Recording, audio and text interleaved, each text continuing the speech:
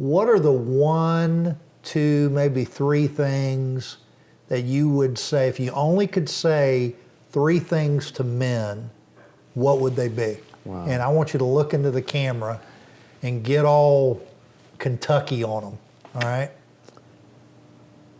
The first thing that comes to mind is I would like to see men take their assignment as spiritual leaders in the family more seriously.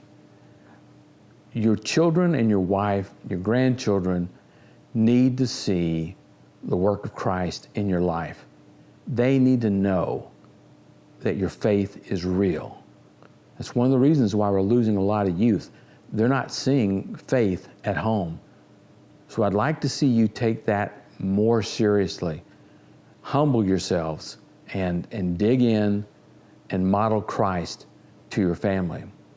Secondly, I'd like to see men learn how to better honor their wives. I think we fail in that regard. I think we fail to realize what a blessing they are.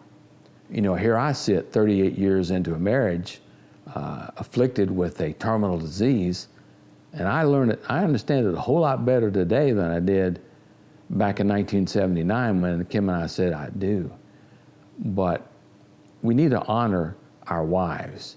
Yes, back in Genesis, God may have made the woman a helpmate, but in order for her to be affirmed in that, she needs to be honored.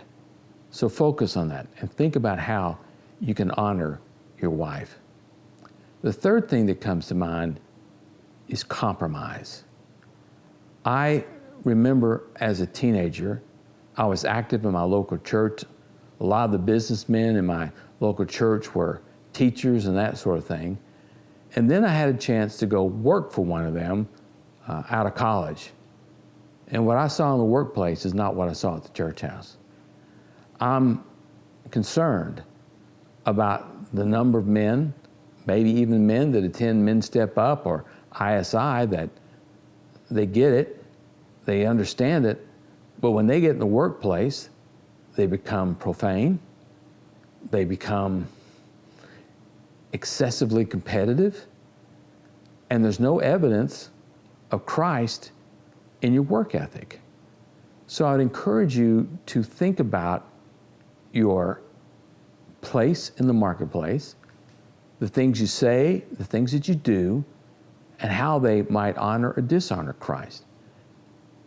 And be willing to face to the areas of compromise. And we all compromise to some degree because we fail. But there are usually some things that we can fix pretty easily, not the least of which is our language and some other habits.